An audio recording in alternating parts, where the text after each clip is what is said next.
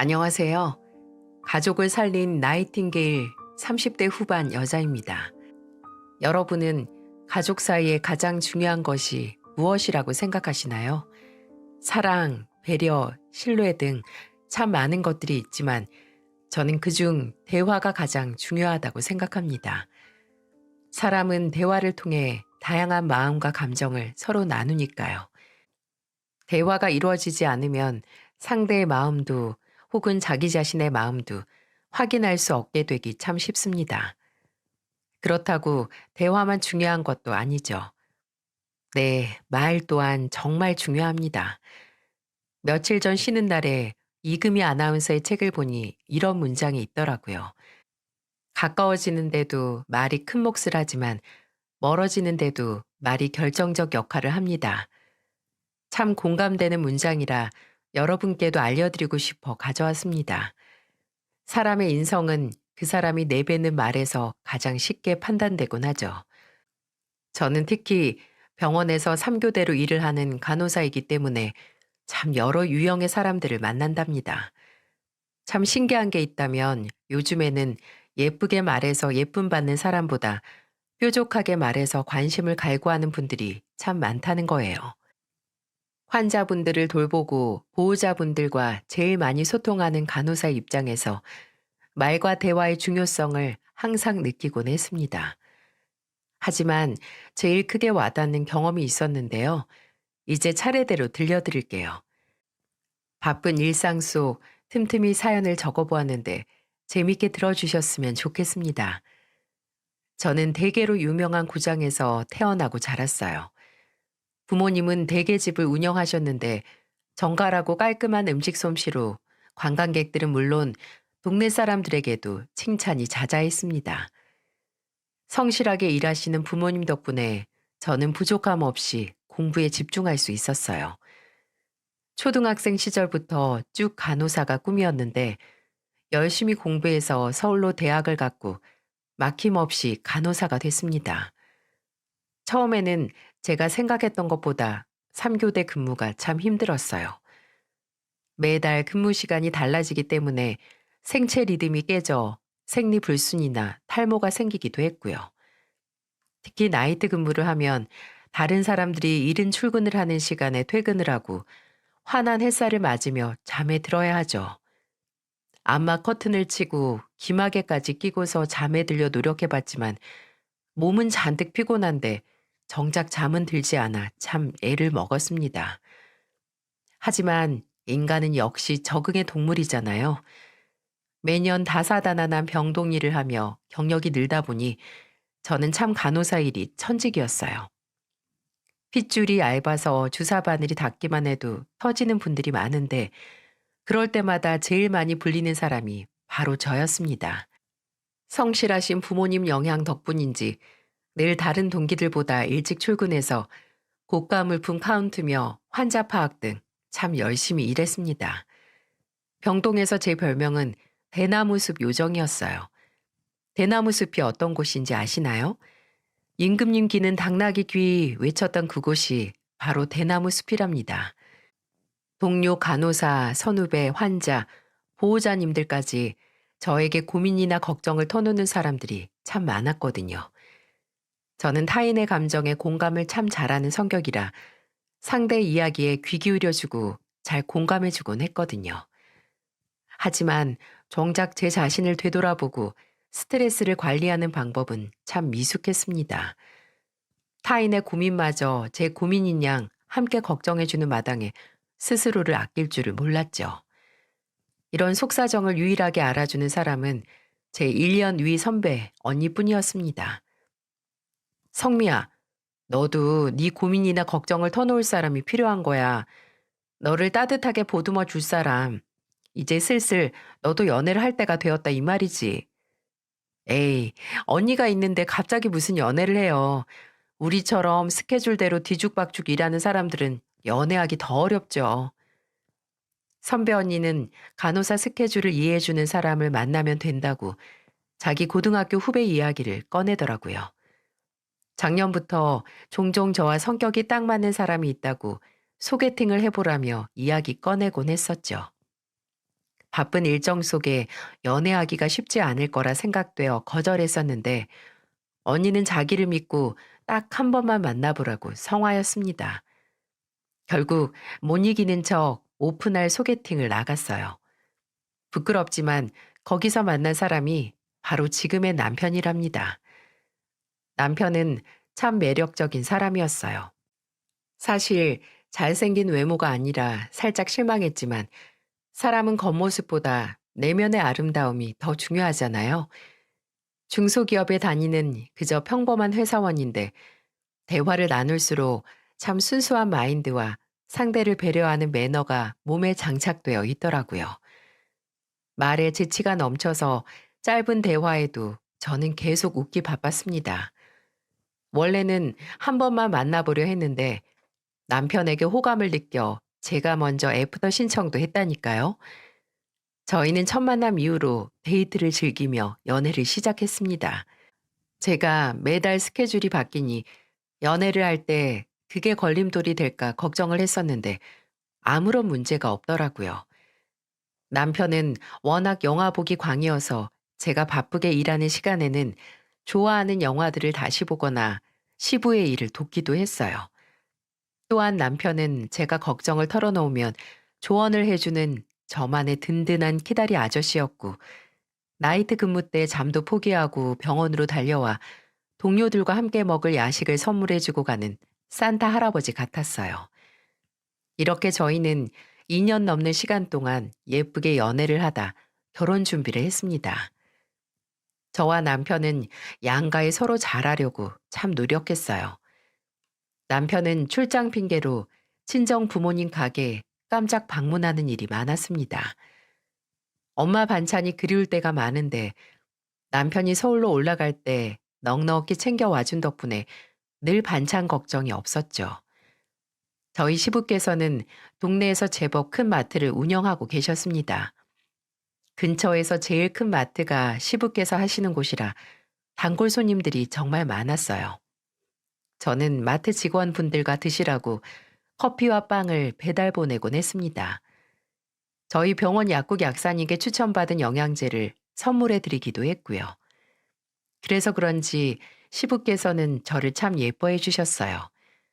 며느리 사랑은 시아버지다. 이런 말이 정말 맞더라고요.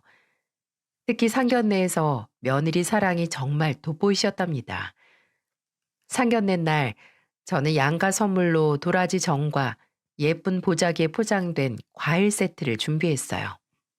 그런데 시부께서 서울까지 멀리 와주신 것에 감사드린다고 마트 정육 코너에서 제일 좋은 한우 세트를 준비해 오셨지 뭐예요?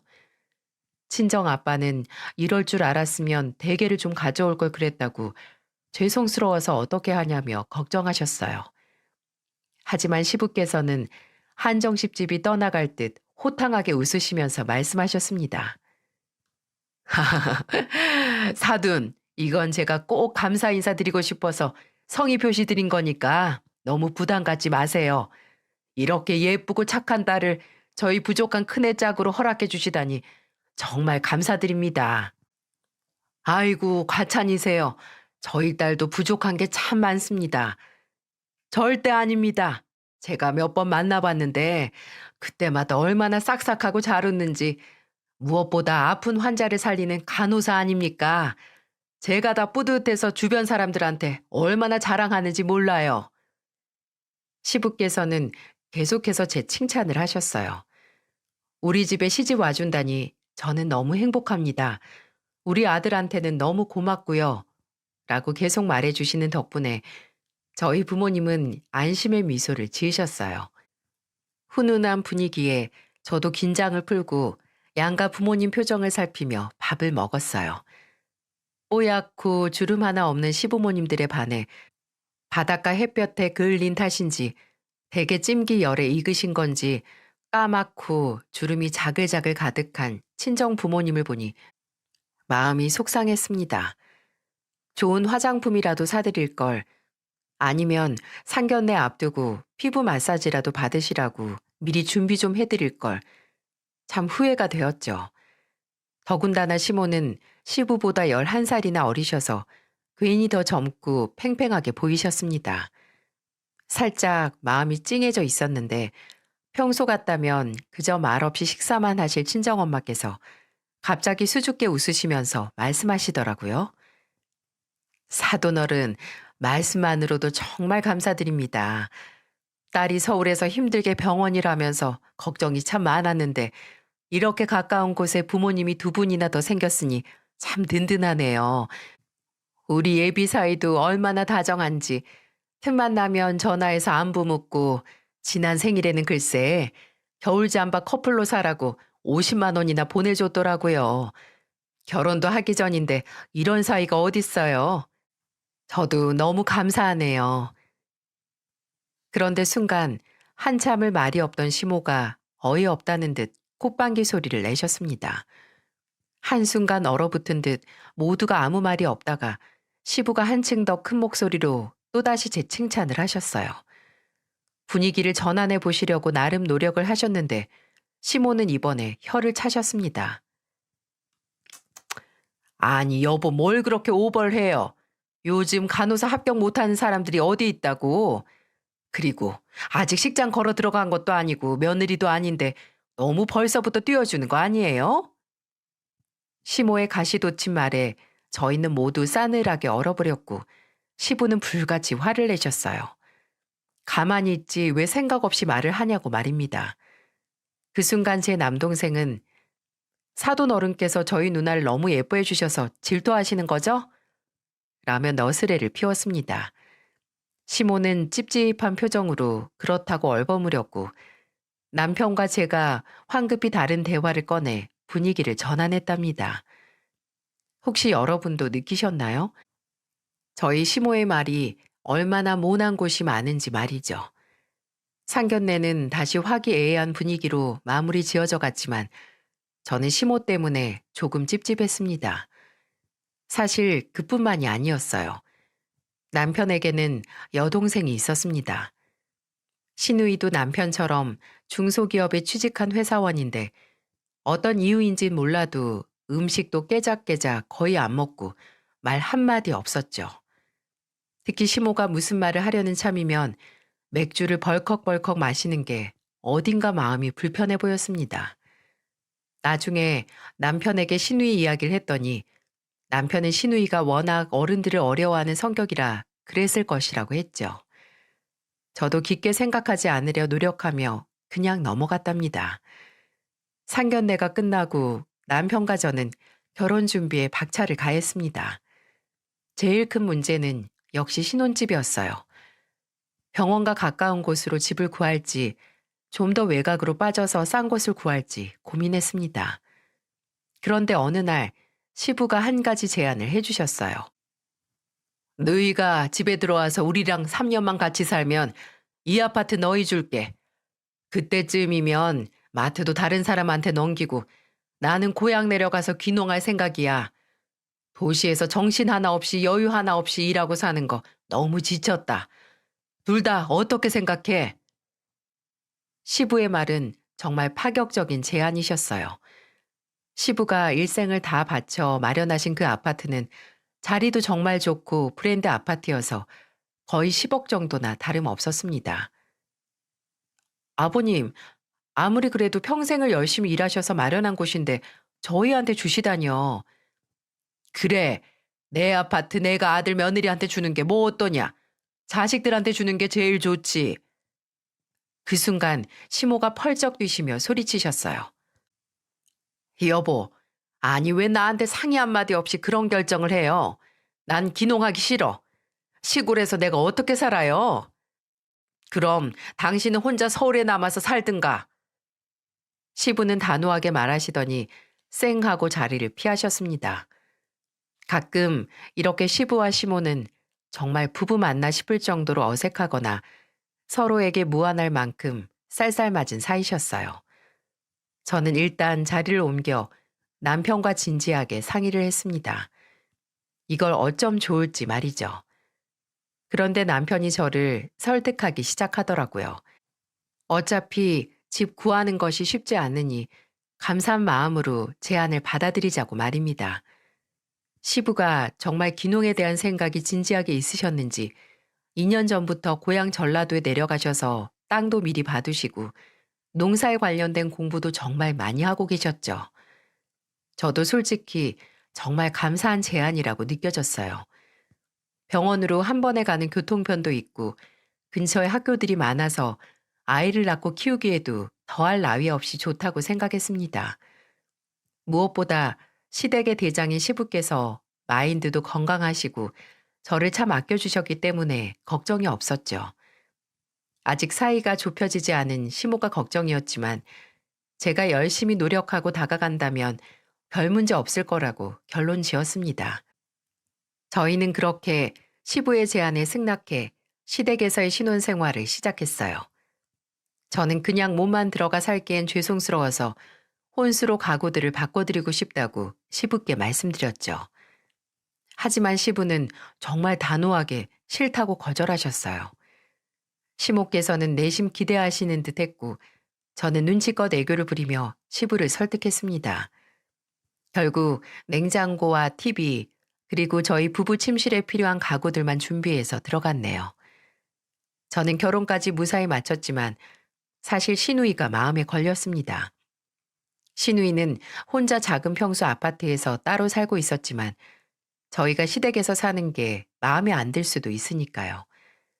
제가 시누이에게 조심스럽게 이야기를 꺼내니 정말 쿨하게 자기는 아무 관심도 없으니 언니랑 오빠 편하게 사셨으면 좋겠다고 하더라고요.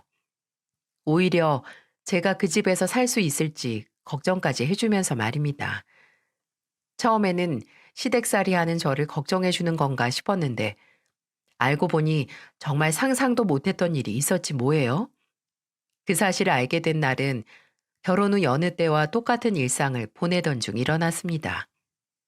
저희 부부는 두 사람 다 쉬는 날이거나 각자 시간이 생기면 틈틈이 시부의 마트에 나갔어요. 시부의 마트는 취급하는 물건도 정말 다양해서 어느 곳이나 일거리가 넘쳤죠. 저는 주로 대의 근무가 3시에 끝나고 다음날 출근을 안 하는 오프일 경우 종종 마트에 갔습니다. 마트 직원분들 모두 며느님 또 오셨냐며 저를 참 대견하게 바라봐 주셨어요. 몇 번 해보지도 않았는데 야채 소분 포장 같은 걸 할 때면 어찌나 한 번에 척척 올리는지 신의 손이라며 칭찬도 들었네요. 시부는 절대 공짜로 넘어가는 분이 아니셨어요. 가족임에도 동계사는 참 철저하게 해주셨습니다. 아이고, 우리 며느리 고생했다. 늘 고마워. 자, 이건 오늘 일당이다. 시부는 하루 일당을 20만 원이나 주셨어요. 그리고 항상 봉투에 우리 며느리라고 적어서 주셨고요. 이렇게 작은 제 성의에도 크게 베풀 줄 아시는 분이었죠. 저는 그 돈을 꼬박꼬박 저축했습니다. 시부께서 진짜 귀농하신다면 조금이라도 보태드리고 싶었거든요.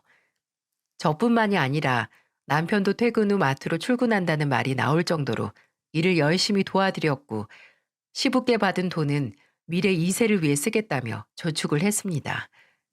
저희 참 알뜰살뜰한 부부죠. 저희가 열심히 마트 일을 도울 때마다 시부는 시모를 못마땅해 하셨어요. 시모는 마트에 왔다 갔다 필요한 물건만 가져가지 일을 도울 생각은 전혀 없으셨기 때문이었죠.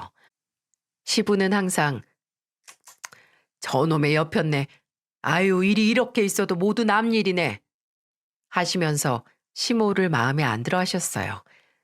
시부는 저에게는 한없이 잘해주셨지만 가끔 시모를 바라보는 눈빛을 보면 정말 냉랭하셨습니다. 이 부분에 대해 고민만 하다가 모처럼 주말 저녁에 시간이 생겼고 남편과 오붓하게 제가 제일 좋아하는 포장마차 데이트를 하기로 했습니다. 저는 그날 시부모님에 대한 제 생각을 남편에게 말했어요. 여보, 아버님 어머님 사이가 좀 너무 냉랭할 때가 있잖아. 처음에는 그저 두 분 나이 차이가 많이 나셔서 그런가 싶었는데 뭐랄까? 부부가 맞나 싶을 정도로 어색함이 흐르기도 하고 아버님이 뭔가 불만이 많아 보이신다고 해야 하나? 아, 아빠가 이 부분에 대해서 직접 말씀하신다고 하셔서 기다렸는데 당신도 느낄 정도면 내가 그냥 말하는 게 좋겠다. 여보, 미리 말 못해줘서 미안해. 사실 아빠가 7년 전에 재혼하셨어. 어? 재혼? 알고 보니 지금 제 곁에 계신 시모는 남편의 새어머니였던 거죠. 남편을 낳아주신 친어머님은 10여 년 전에 교통사고로 돌아가셨다고 합니다. 시부는 너무 큰 슬픔에 우울증도 걸리시고 참 외로워하셨다고 해요. 시간이 지나 보다 못한 남편이 직접 재혼 업체를 알아봤고 시부를 설득해 새로운 인연을 만드셨어요. 그때 만난 사람이 바로 시모였던 거죠. 시모는 흔히 말하는 현모양처 스타일처럼 굉장히 참하시고 애교가 많은 분이셨다고 합니다. 늘 마트일로 바쁜 시부를 대신해 반찬도 챙겨주고 지극정성이셨다고 해요. 당신에게 잘하는 걸 보니 자식들에게도 잘할 것이라 생각했고 좋은 마음이 오가다 결국 혼인신고를 하시며 재혼을 하신 거랍니다. 그런데 혼인신고를 하고 시모가 시부의 집에 들어와 살게 되면서 마치 본색이 드러나듯 점점 행동이 변하셨다고 하네요. 사실 시모가 가져온 반찬들은 본인이 만드신 게 아니고 반찬 가게 음식이었답니다. 어느 날 시모가 아무렇게나 베란다 구석에 버린 봉지들을 남편이 발견하게 되면서 알게 되었다고 해요. 음식 솜씨가 없으면 그럴 수 있다고 생각했는데 시모는 시간이 지나자 그마저도 하지 않으셨습니다. 집안일 할 생각이 전혀 없으셨고 오히려 시부에게 가정부를 고용해 달라고 하셨다고 하네요. 그 당시 시부께서는 마트를 확장하는 시기라 바쁘기도 하셨고 워낙 시모 말이면 다 들어주시던 분이라 정말로 가정부 아주머니를 고용하셨다고 합니다. 그런데 시모는 가정부 아주머니들과 자주 말다툼을 크게 하셨고 결국 시댁은 아주머니들 사이에서 기피 대상 1호집으로 찍혔다고 해요. 그런데 이뿐만이 아니었습니다. 앞서 말한 따로 사는 시누이 기억하시죠? 시모와 시누이의 갈등이 정말 어마어마했다는 게 아니겠어요? 예, 밥 좀 차려봐라. 배고프다. 아니, 잠깐만. 너 입술색이 그게 뭐야? 누렇게 뜬 메주색 같다. 너 왜 이리 촌스러운 화장을 하니? 그런 화장하면 어느 남자가 좋다고 하겠어? 그리고 세탁기 좀 돌려. 수건이 하나도 없다. 시모는 시누이에게 말끝마다 명령조로 이야기하고 본인도 안 하는 살림을 은근 강요했다고 해요. 물론 시모를 도와 집안일 정도 할 수 있죠. 하지만 문제는 시모의 말투였습니다. 건너듣기만 했는데도 제가 다 기분이 나빠지더라고요. 시누이는 시부 생각을 해서 꾹 참았지만 결국 넘어서는 안 될 선까지 넘으셨습니다. 시누이는 말수가 적고 참 얌전한 성격인데요. 유일한 낙이 열심히 월급을 저축해서 브랜드 가방을 사는 것이었죠. 그중 가장 아끼는 명품 가방과 구두가 있었는데 그걸 시모가 몰래 사용한 거였어요. 몰래 다른 사람 물건에 손을 댔으면 티라도 내지 말던가 어디를 돌아다녔는지 구두굽 주변에는 진흙이 잔뜩 묻어있고 몸통과 이어진 손잡이 부분은 실밥이 살짝 뜯겨 있었다고 해요. 휴, 시누이는 정말 대폭발을 했죠. 아줌마, 지금 뭐 하자는 거야? 왜 남의 물건에 손을 대고 그래요? 뭐? 얘, 내가 남이냐? 네 엄마지. 엄마가 딸 물건 좀 만지고 써볼 수도 있지. 왜 이리 퍽퍽하게 굴어? 남이 보면 네가 내 엄마인 줄 알겠다. 잔소리 좀 그만해. 시부와 남편이 돌아왔을 때는 둘이서 얼마나 난리를 친 건지 거실은 난장판에 시누이는 씩씩거리고 있고 시모는 울고 있었다고 합니다. 알고 보니 시모가 동네 아줌마들이랑 고스톱 치는 멤버가 있는데 거기에 자랑하고 싶어서 들고 갔다는 게 아니겠어요? 이 사건이 일어난 뒤에도 시모가 화장품들을 사서 시누이 화장대를 마음대로 바꿔놓거나 시누이 원피스나 신발을 신고 나가는 일이 생겼고 그때마다 시모는 네 아빠가 안 사주니까 딸 물건이라도 써야지. 어머, 네가 아빠 보고 한번 말해볼래? 엄마 좀 사주라고 애교 피면서 네가 한번 말해봐. 시누이는 시모에게 질릴 대로 질려서 결국 독립을 선언했고 그렇게 집을 나가게 된 거였어요. 크고 작은 충돌이 많이 있었기 때문에 시부가 나서서 시누이가 홀로 지낼 작은 아파트를 마련해 주셨다고 하네요. 상견례장에서 왜 시누이가 불편해 보였는지 이해가 가더군요.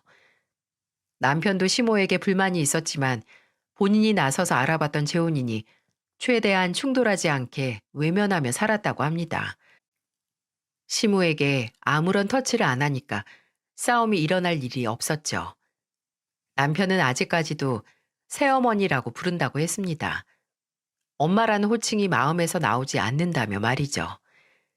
시부께서도 살림이나 마트 일도 돕지 않고 그저 사람들 만나서 놀고 밥 사 먹고 돈만 쓰는 시모가 점점 안 좋게 보이셨나 봐요. 그런데 저희 시모 정말 양파 같은 여자더군요. 까도 까도 계속 문제가 있으셨어요. 남편에게는 여동생 말고도 의붓 형제 2명이 더 있었는데요. 네, 시모가 낳으신 아드님들 말입니다. 시모의 큰아드님이 속도 위반으로 급하게 결혼을 해야 했는데 시모가 시부 몰래 혼수를 도와준 것이죠. 물론 시모의 자식들 또한 시부에게 새로운 아들들이기 때문에 도와줄 수 있죠. 저희 시부가 그런 걸 계산적으로 따질 분이 아니셨기 때문입니다. 하지만 문제는 시부께 단 한마디 상의도 없이 무자비하게 카드를 긁어버리신 거죠.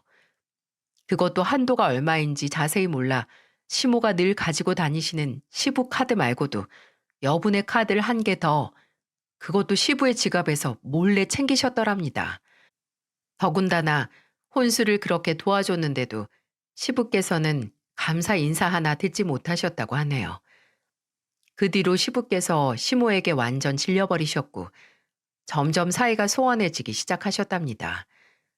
이런 이야기를 들으니 저희 부부에게 아파트를 주시겠다고 하신 시부의 마음속에 남편을 향한 미안함도 있으신 게 아닐까 싶더라고요. 남편에게 지난 과거 일들을 들은 이후로 솔직히 시모가 불편해진 건 사실이었어요. 사실 저와 시모도 그전부터 문제가 있었기 때문이에요. 시모는 살림을 하나도 안 하시는 입장에서 며느리라는 존재가 반갑기도 하셨을 겁니다. 하지만 여러분, 제가 집에서 살림을 하는 가정주부는 아니잖아요. 저도 교대 근무로 인해 피곤함이 심할 때면 살림을 온전히 혼자 감당하기에는 한계가 있었습니다. 그래도 남편이 많이 도와주어서 큰 문제 없이 해내곤 했어요. 마트 일을 도와드리면서 장을 봐놨다가 일찍 먼저 집으로 들어와 반찬과 국을 미리 넉넉하게 만들어뒀습니다. 밤샘 일을 하고 아침에 돌아오면 세탁기부터 돌리고 샤워를 했죠. 청소기는 남편이 자주 담당해 주었고 저 또한 오프 스케줄 때마다 집안 대청소를 했습니다. 이 정도면 훌륭하지 않나요? 그런데 시모는 그 특유의 가시 박힌 뾰족한 말로 제 마음을 후벼 팠습니다. 너, 네가 끓인 찌개 좀 다시 먹어봐라. 차라리 대기업 찌개라도 사오던지. 너무 짠 거 아니냐? 이게 사람 음식이라고 먹겠어? 찌개불 올려두고 잠깐 화장실 다녀온다는 게 금방 끓어가지고 그랬나 봐요. 음식하다가 화장실에 다녀왔다고 청결 신경 쓰는 거 맞느냐고 수화 붙이시더라고요. 온전한 음식 하나 만들지 않으시면서 제가 열심히 만드는 요리에는 왜 이리 잔소리를 하시는지. 그뿐만이 아닙니다. 사과 좀 토끼 모양으로 깎아봐라. 물 아까우니 흰 빨래도 그냥 검은 빨래 돌릴 때 같이 돌려라. 샴푸 다 써가는데 미리 안 사다 놓을 거냐. 정말 이런 잔소리 폭격기는 세상에 없을 것 같더라고요. 며느리 잘못 들어왔다 소리를 입에 달고 사셨습니다.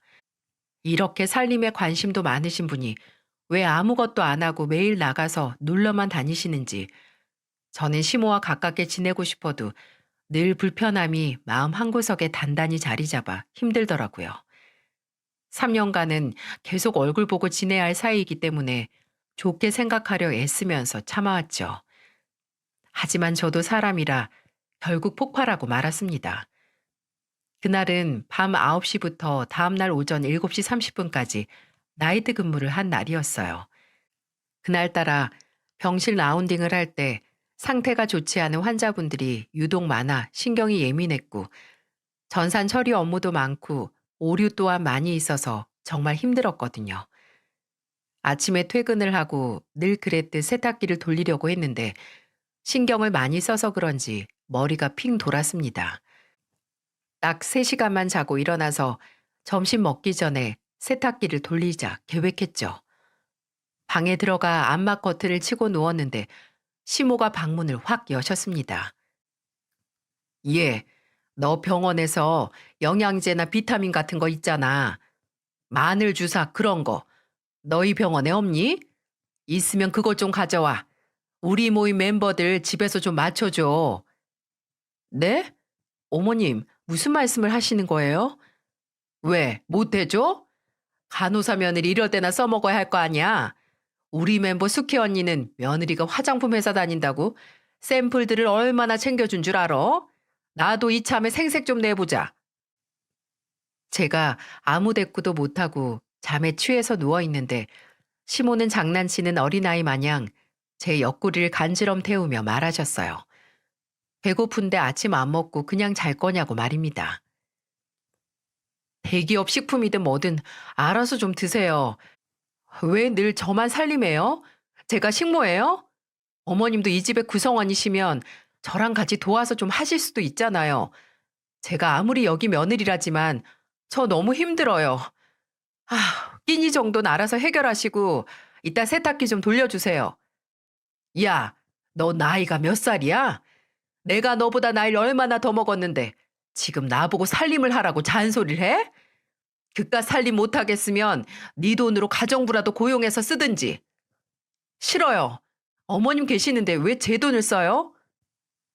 시모는 씩씩거리시며 집을 나가셨고 저는 그러거나 말거나 외면한 채 잠에 들었습니다.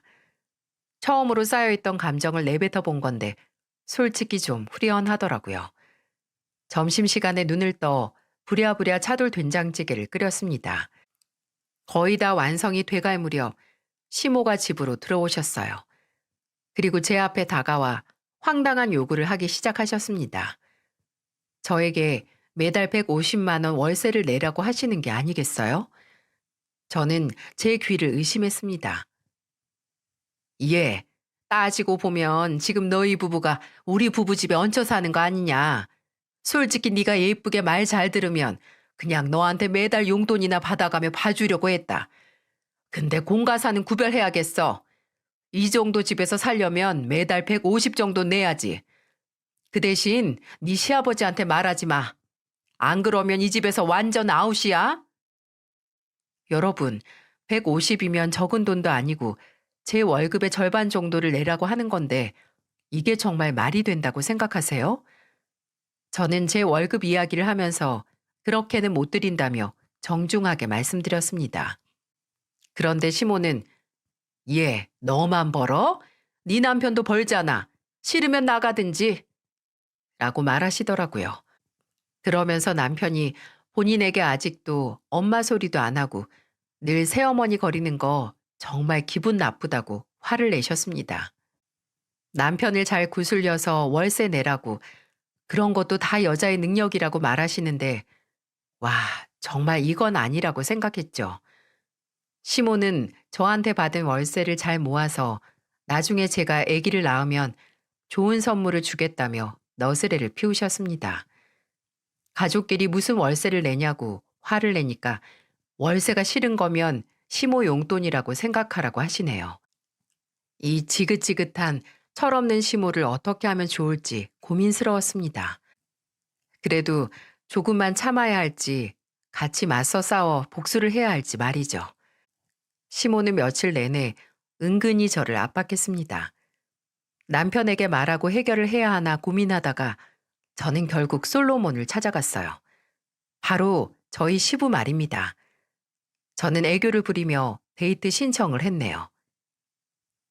아버님, 오늘 마트 끝나고 저랑 포장마차에서 소주 한 잔 딱 어떠세요? 어젯밤 근무하더니 내일 쉬는 날이구나. 아이고, 우리 며느리 좋다. 내가 오늘 약속 있지만 다른 사람도 아니고 우리 며느리가 먹자고 하니까 당장 가야지.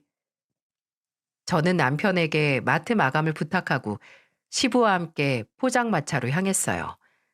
시부는 데이트 신청해줘서 고맙다며 먹고 싶은 거 마음껏 시키라고 하셨죠.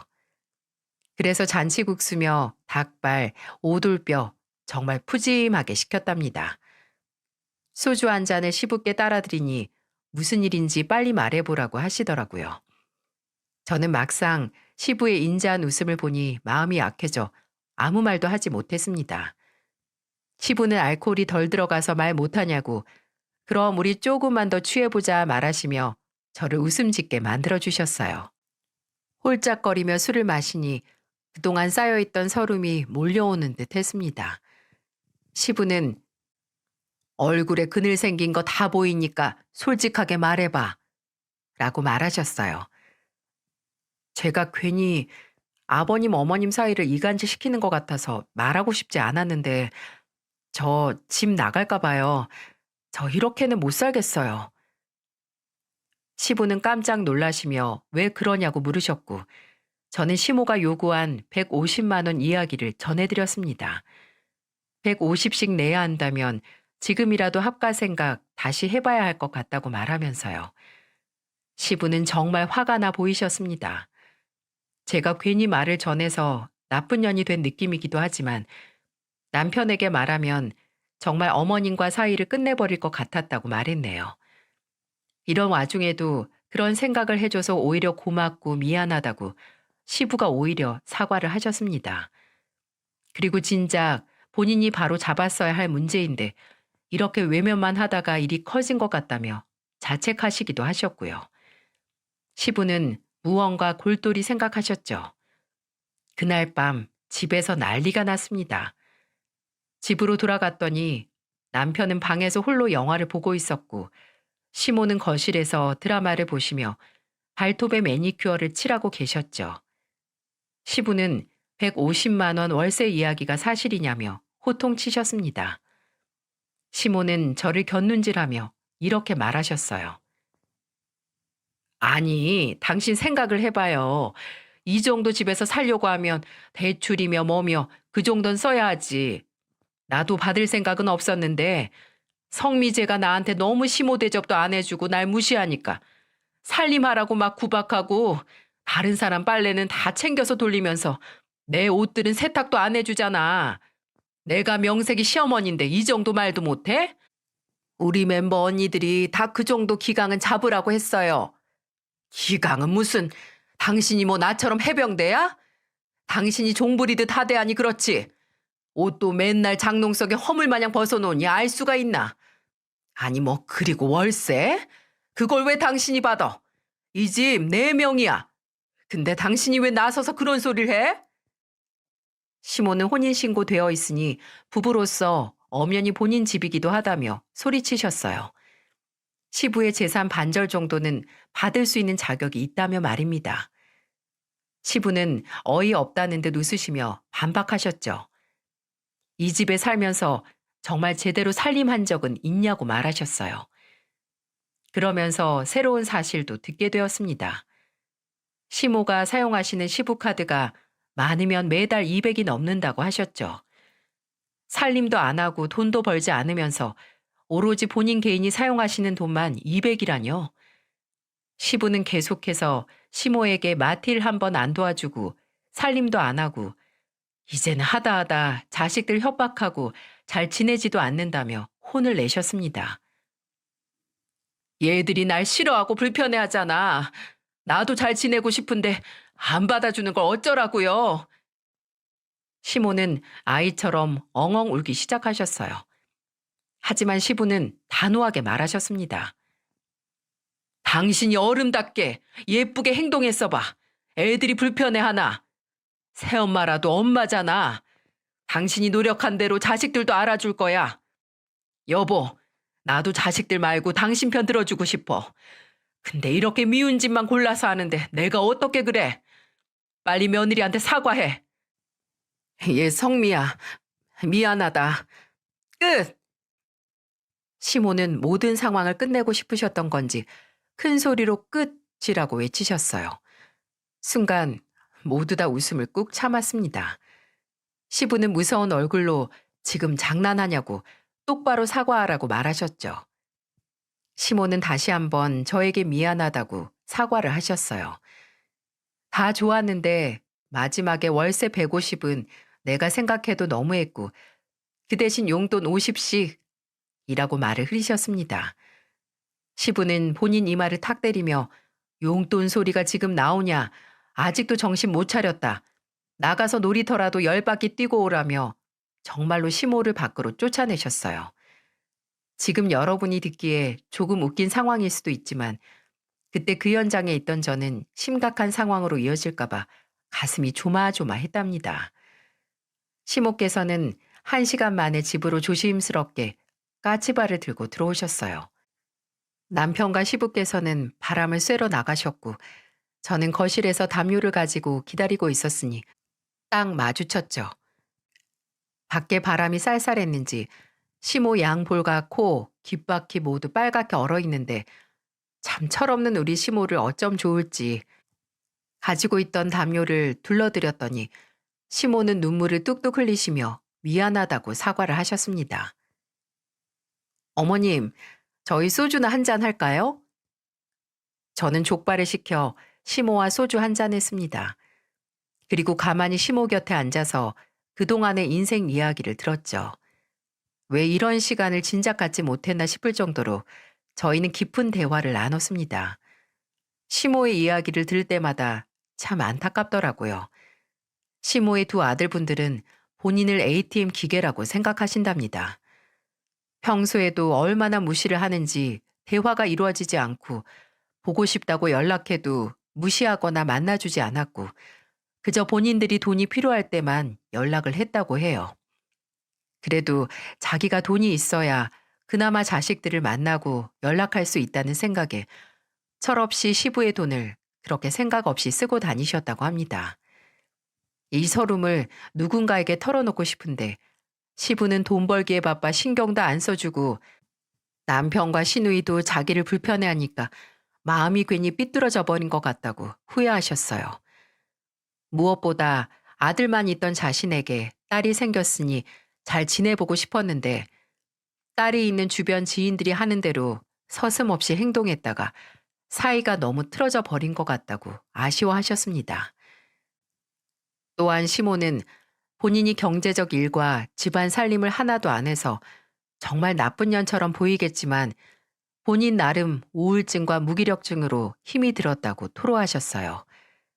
하지만 저는 단호하게 어머님이 정말 혼자 힘드셨던 건 사실이지만 그렇다고 해서 그 모든 행동들이 쉽게 용서받으실 수는 없어요.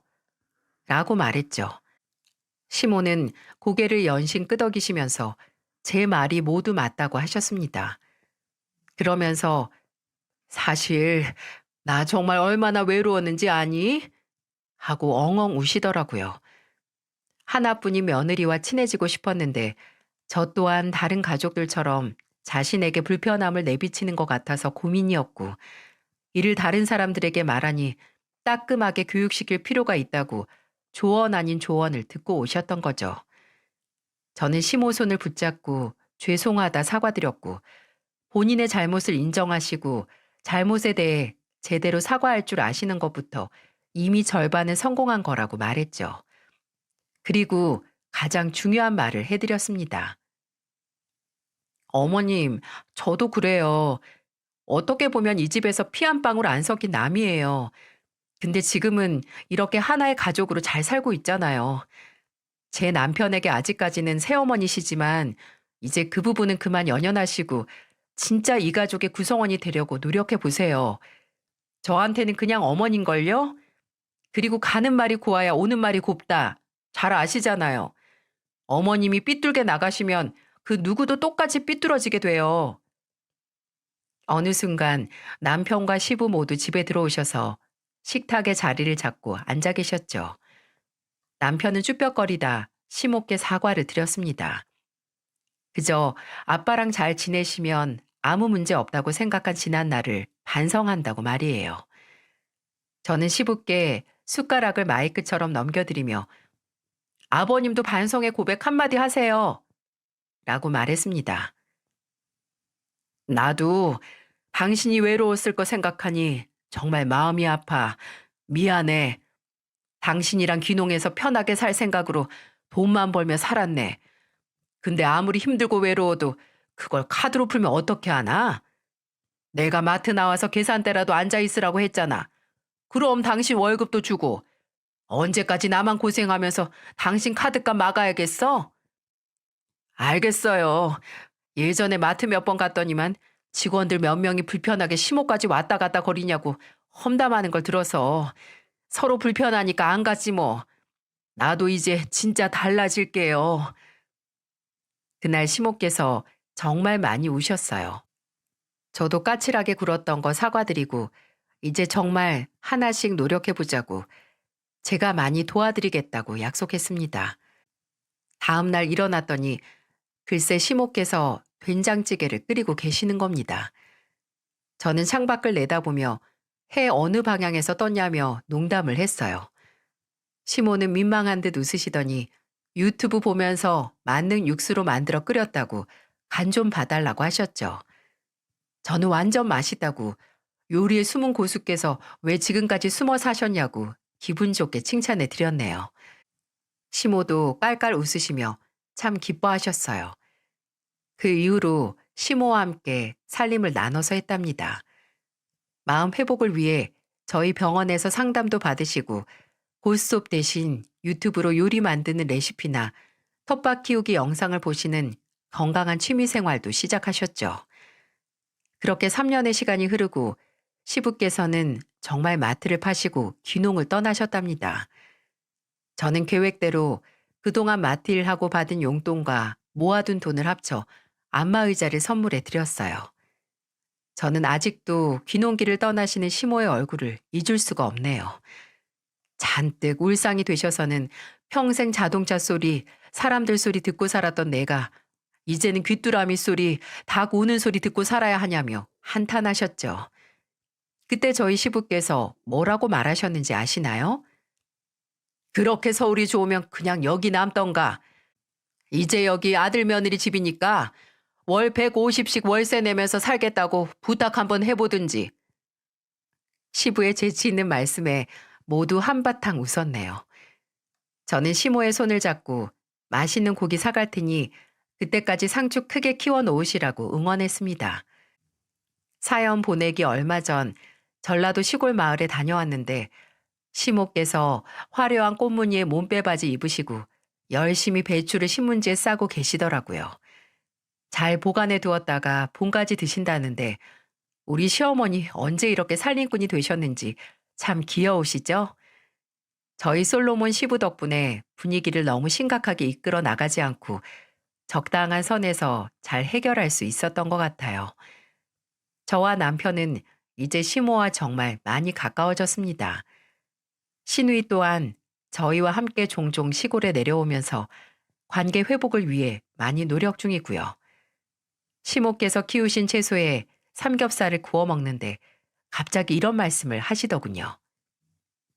성미야, 네가 그날 나랑 차분하게 대화해주고 내 숨겨왔던 말들을 다 들어줘서 이렇게 잘 풀린 것 같아. 나 여기 내려와서 지금 엄청 행복해. 동네 분들도 너무 좋고 너희 시아버지랑 서로에게 의지하고 여자로서 엄마로서 사랑받는 느낌 들고 하나도 안 외로워. 나 너무 시골 체질인가 봐. 너도 내려올래? 귀여운 시모의 말씀에 괜시리 가슴이 찡했네요. 사람은 고쳐 쓰는 게 아니라고 하죠. 하지만 이렇게 이해하고 보듬어 주니 저희 시모처럼 고쳐지고 변화하는 사람도 있다는 거 들려드리고 싶었습니다. 내가 바뀌고자 하는 의지가 정말 중요하겠죠.